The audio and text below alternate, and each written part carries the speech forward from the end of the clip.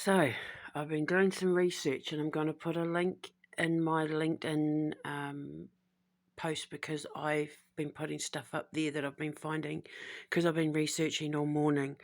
But I've been finding some fascinating stuff.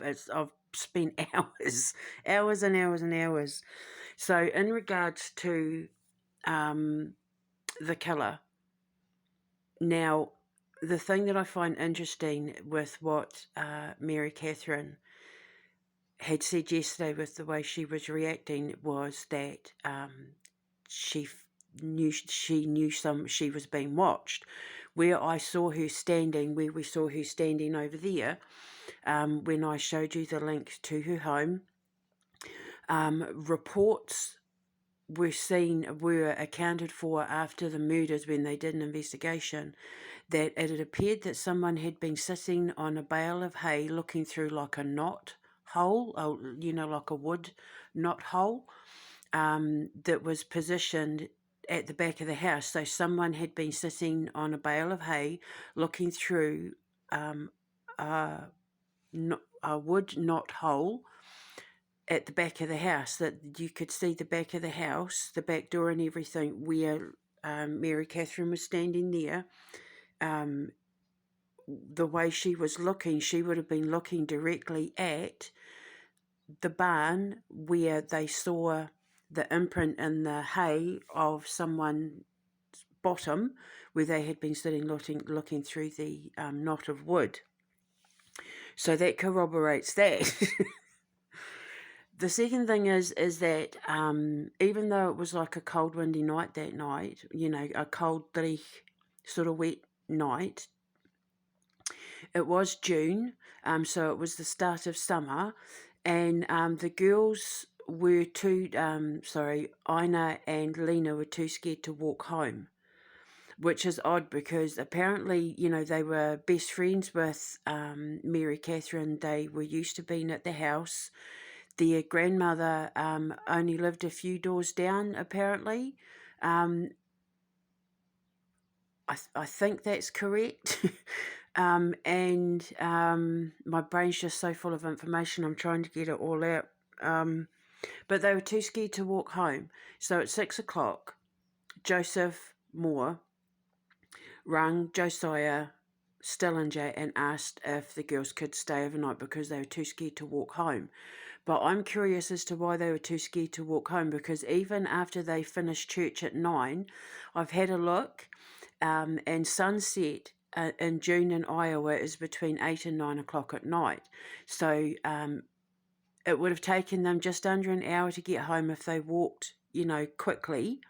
And there was a night watchman walking around, even though the lamp lights, the street lights weren't turned on, because of some dispute between like the power company and the town or something. There's no reason to suggest that the girls had any reason to be afraid of walking home the 2.5 miles to the farm, where they lived. There was a night watchman. There was like no crime. There was a lot of debauchery, a lot of affairs that went on in that small town. But, there was no crime. There was nothing like that there. The girls had no reason to be afraid in a town that they knew really well, where they knew everyone, where there was a night watchman who knew everything that was going on in that town. They'd done that walk many, many times before. So why were they afraid? And I reckon it's because the kids knew they were being watched. Now, there was reports of someone, apparently the night watchman had said that there was a stranger seen walking the streets, and when he asked him to identify himself, he didn't answer and walked off, heading in that direction. So, it could be the killer. Now, the interesting thing is that a lot of people are saying that there was a serial killer in the Midwest around that time that was going around axing people. I don't believe that they were victims of a serial killer. I don't think that a lot of those murders that were reported between 1911 and 1912 were connected.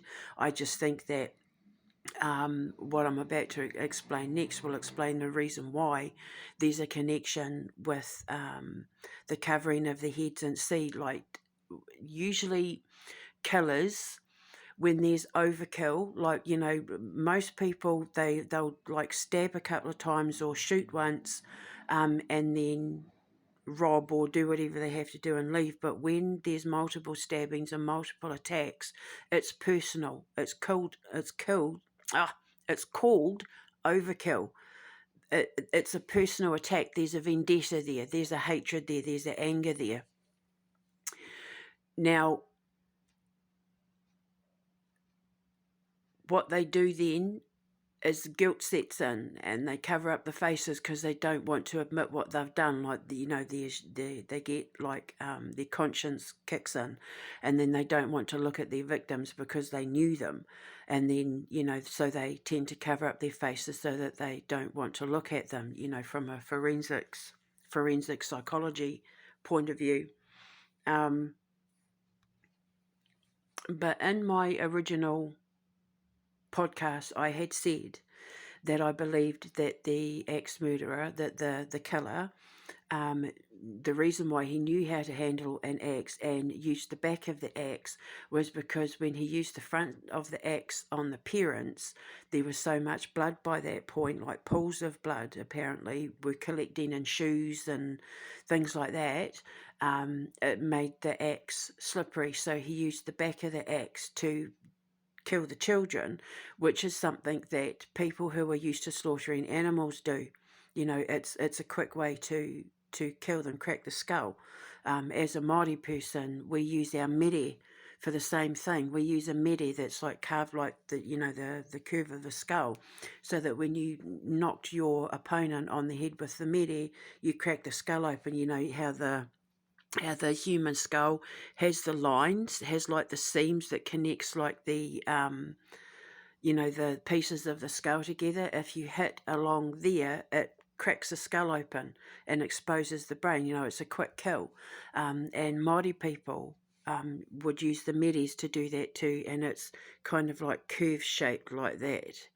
And you'd hit the head, the top of the head there, and the curve where the seams along the brain are to connect like the cranium and all that, because then it splits open and then it's a quick death and a quick kill. So I believe that's why he used the back of the axe, because of the blood, making the axe slippery, which is why he would have washed his hands in the bowl of water. Because there was a bowl of water, bloody water, in the house, and I think that he killed the parents and then washed his hands and then went back to kill the children with the back of the axe because of the amount of blood that was on the axe. Now, the thing is that they took bloodhounds to sniff the axe, and the bloodhounds traced the scent to a river on the outskirts called Nodaway River. Now, it's quite a small river, but it's big enough for fishing boats, and there's like railway that, pretty relatively new railway line that ran alongside it, and the dogs picked up the scent to the river and the train tracks, which was why they believed that maybe he was like a vagrant or a transient, and got on the trains and went from town to town doing these axe murders. However, I've been doing some research, and because I keep claiming that the person who did the killings was like Jewish, I have done some research now.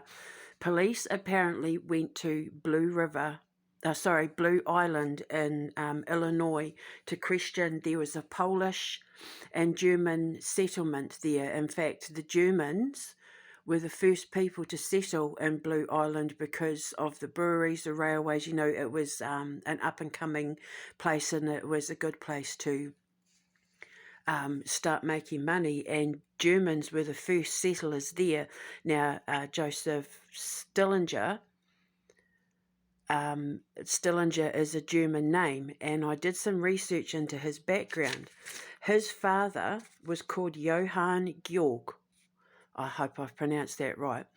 when Joseph was born, Johann was 37 and died at the age of 38.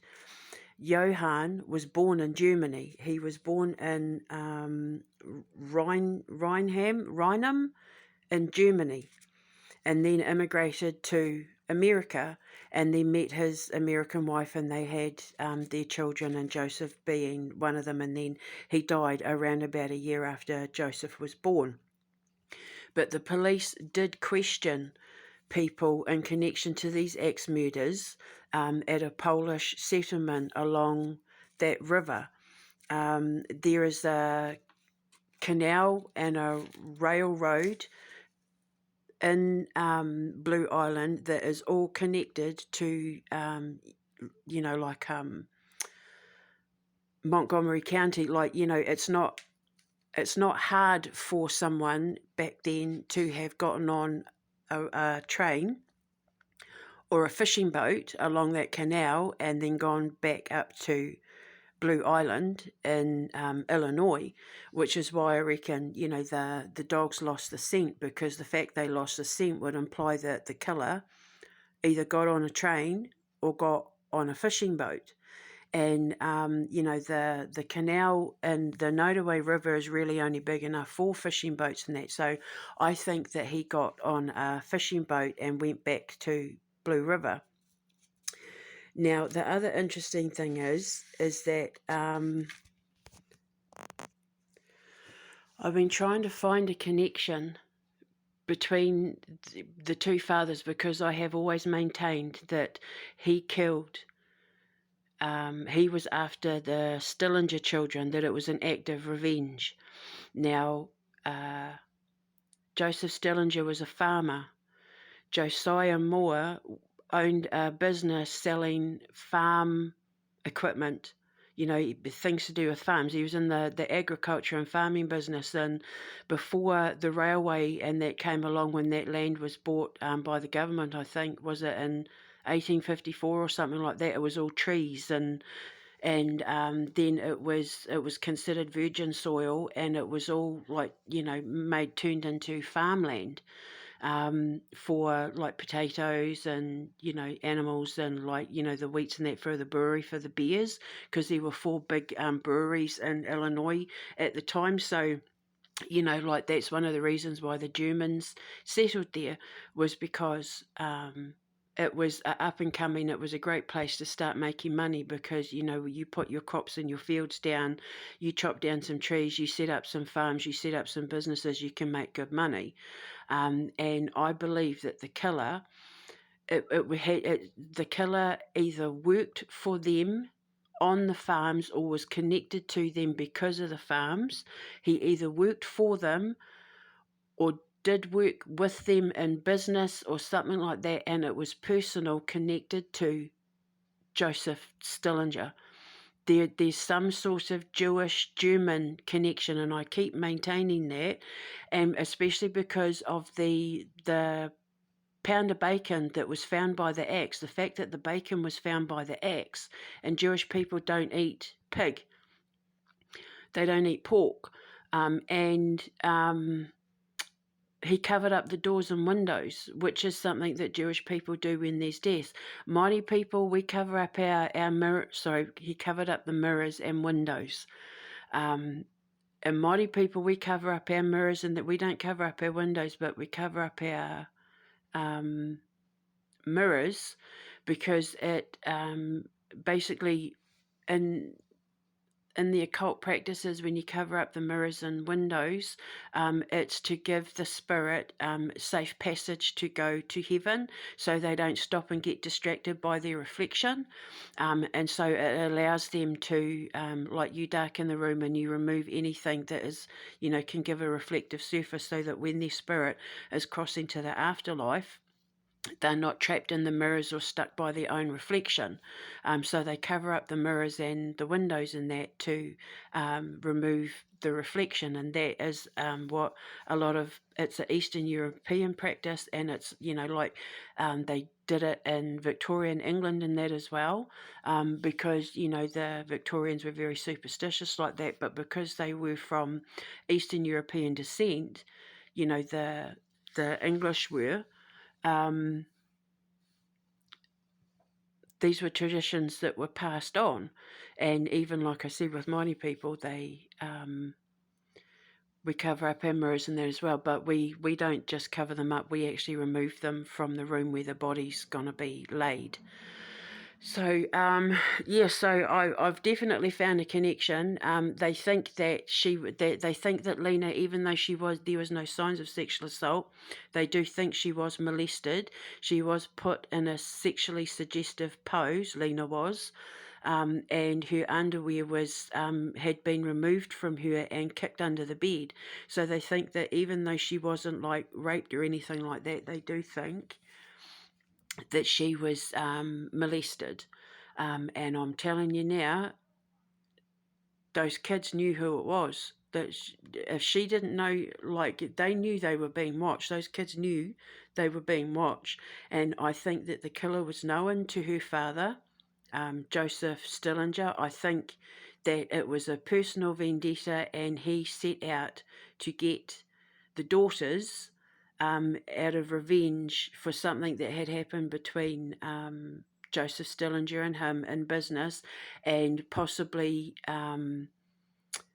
Josiah Moore as well. If Joseph and Josiah were doing business together and they had some connection to farming, where obviously, they had to do business with people and employ, staff and farm hands and all that sort of thing, there's something going on there where I think he thought he was going to get Joseph Stillinger as an act of revenge and take Josiah Moore down with him, like two birds with one stone, but the primary target being Joseph Stillinger.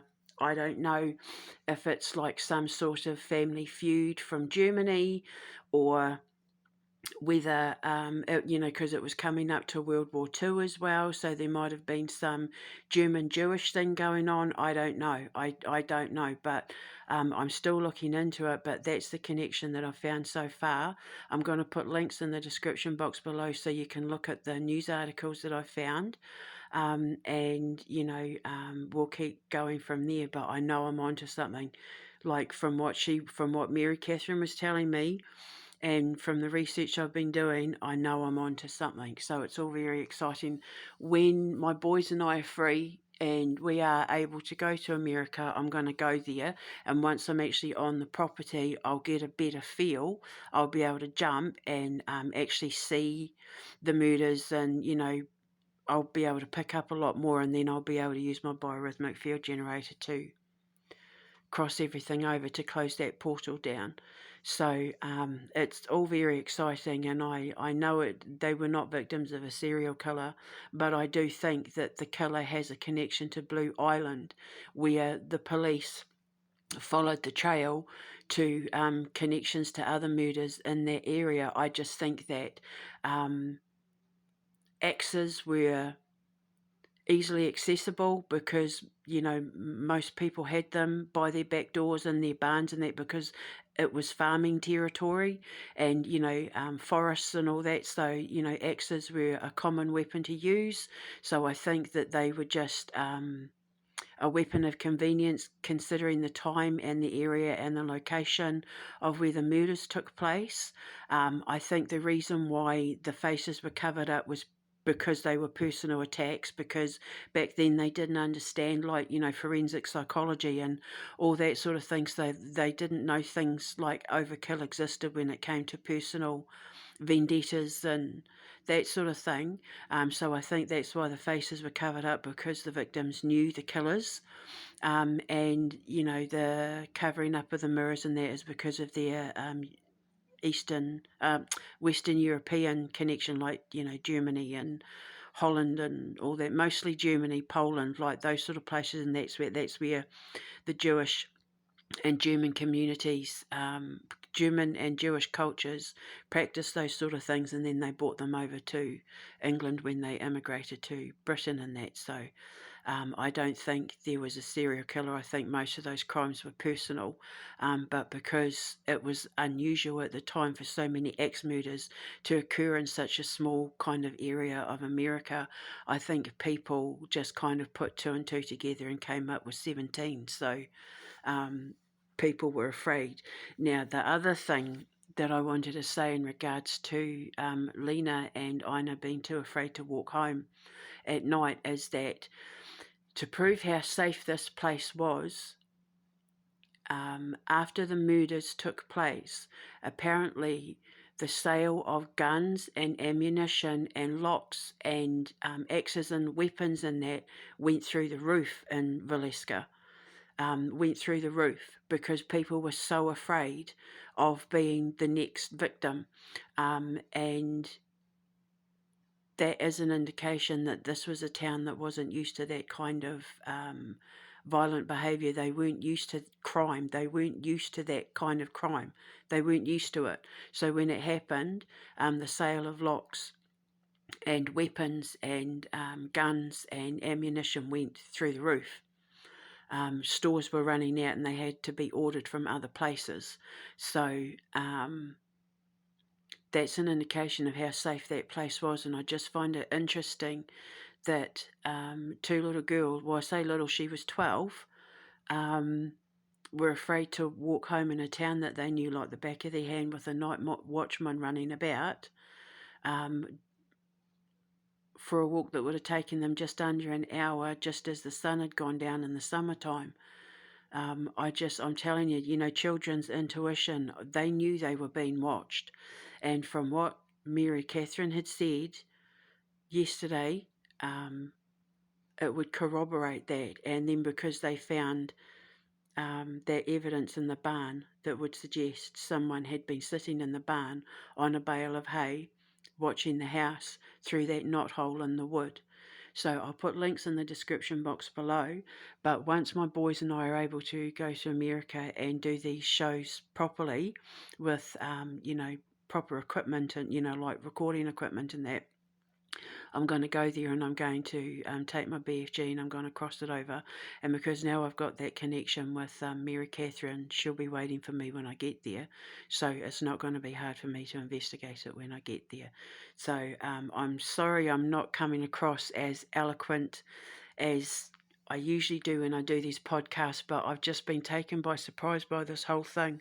I don't know what happened yesterday. I've been trying to think what it was, and it took me a good hour and a bit to recover after I used my spray, my biorhythmic spray, to help with the bring the electromagnetic frequency of my body in the room down. I was still nauseous for a little while afterwards though, but it's all in my LinkedIn, like it's all there. I've written about it there. I'll put links in the description box below, and I shall continue on because she's not letting me let up.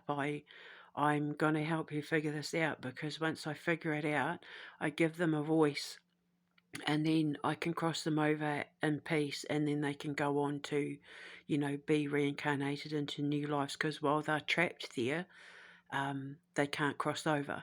So that's my job as a gatekeeper, is I've got to cross them over.